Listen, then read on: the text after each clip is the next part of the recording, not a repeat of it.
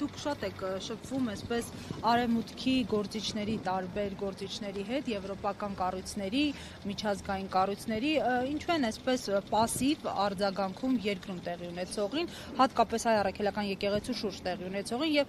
հաճախ ասում են Թրամփը քրիստոնյաների պաշտպանն է, օրինակ Թրամփը ինչու է լռում, երբ այսպես արդեն իսկ իր ազդեցությունը, ամերիկյան ազդեցությունը, եթե տարածաշրջանում կա եւ հավանաբար տեղյակ է ինչ է կատարվում այստեղ։ Եկեք տարանջատենք եվրոպական եւ ամերիկյան կառույցների, չէ, փոխենք, որովհետեւ տարբերություն կա, օրինակ դուք ձեր խոսքի մեջ անգամ ասացիք Թրամփը քրիստոնյա է, ես չեմ կարող նույն բանն ասել եվրոպական այսօրվա ղեկավարների մասին, որոնց մի զգալի մասը գուցե պատկանում է այն կուսակցությանը, որի անդամ ենք նաև մենք եւ որի կանոնադրության մեջ Աստված բառ կա, ԵԺԿ-ում Աստված բառ կա իրենց կանոնադրության մեջ, եւ ես վերջերս մի փակ քննարկման ժամանակ իրենց դա ուղիղ ասել եմ, որ մեր կանոնադրության մեջ, սիրելի ընկերներ, կա Աստծո մասին հիշատակումներ, աստվածային արժեհամակարգին հավատարիմ լինելու պարտավորություն, ինչու մենք դուք դրանով չեք առաջնորդվում ռեալ քաղաքականության մեջ, բայց ակնհայտ է, որ աշխարհը շատ ցինիկ է, այդ թվում այն պոպուշ եվրոպացիները, որոնք տարիներ շարունակ մեզ հեքիաթներ էին պատմում իրենց հավատարմության մասին ընդհանուր արժեքներին, որովհետև ես չեմ ընդունում, որ այդ արժեքները, իրական եվրոպական արժեքները միայն եվրոպական են, բացարձակապես եվրոպական իրական արժեքները, ոչ թե խեղաթյուրված, հիմնված են քրիստոնեական բարոյագիտության վրա եւ հունահռոմեական քաղաքակրթության վրա, ինչը կներեք Եվրոպայի նչի միայն, եւ elə մեծ հարց է, այստեղ կարելի է վիճել, բայց ամերիկյան կտորին այսպես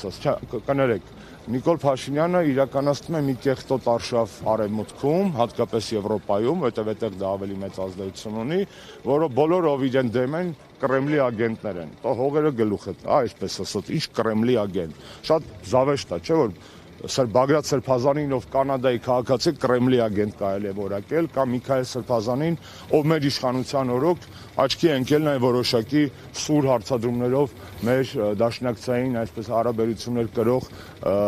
գործընկերության նկատմամբ, այսինքն ակնհայտ է, չէ՞ որ սուտ է, մնացածի մասին էլ դնում են մի կողմ։ Այդ արևմուտքը չի տենում, որ Նիկոլը իրենց ասում է Կրեմլի ագենտներ են բռնում, հետո գնում է Կրեմլի տիրակալի մոտ եւ այն մանրամասները, որ իրեն հասանել են այդ պահին, մեծ հաճույքով փորձում է, այսպես ասած, դիպչել եւ հաջողանալ։ Միթե դա չի երևում, իհարկե երևում է։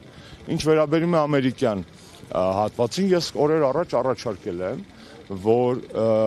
Տրամփի այսօրվա կամ ամերիկյան այսօրվա վարչակազմի պասիվությունը այս հարցով ես բացատրում եմ երկու անգամանքով։ Առաջինը Հայաստանի պետությունը իդեմս կառավարիչների ռեժիմի այդ հարցը չի բարձրացրել բավարար չափով, եւ երկրորդը թող ներվի ինձ այս համարձակությունը, բայց սա բացարձակ ճշմարտություն է։ Գործող դեսպանը, որը այստեղ էր եւ որին վերջերս լուր ստացանք, որ հանելու են, նա հին վարչակազմի դեսպան էր, հին արժեհամակարգ կրող եւ բնական է, որ այս հարցերով այդքան ակտիվություն չէր ցուցաբերի, նա փորձում էր հարմարվել եւ ապահովել սեփական ծառայության շարունակականությունը։ Ես հուսով եմ ամերիկյան նոր դեսպանը կկրի նոր վարչակազմի արժեքները առնվազն այս իմաստով, քրիստոնեության, բարոյագիտության, սկզբունքայնության իմաստով տվյալ հարցերում եւ մի առաջարկ հիմա էլ անեմ, խոսում ենք, մտորում ենք բարձրաձայն։ Լուր տարածվեց, որ շատ բարձրաստիճան ամերիկյան պաշտոնյա է գալու, ոմանք ասում են դա լինելու է փոխնախագահ Վենսն ու պաշտոնապես Վենսի անունը չի տրվել, ես դրա համար զերծ կմնամ կոնկրետ իր անվան, բայց եթե գալու է շատ բարձրաստիճան ամերիկյան պաշտոնյա փետրվար ամսին, հրաշալի առիթ է այ հավատացյալ ժողովրդի համար բարձրաձայնելու նաև քրիստոնյաների նկատմամբ շարունակվող հալածանքների մասին։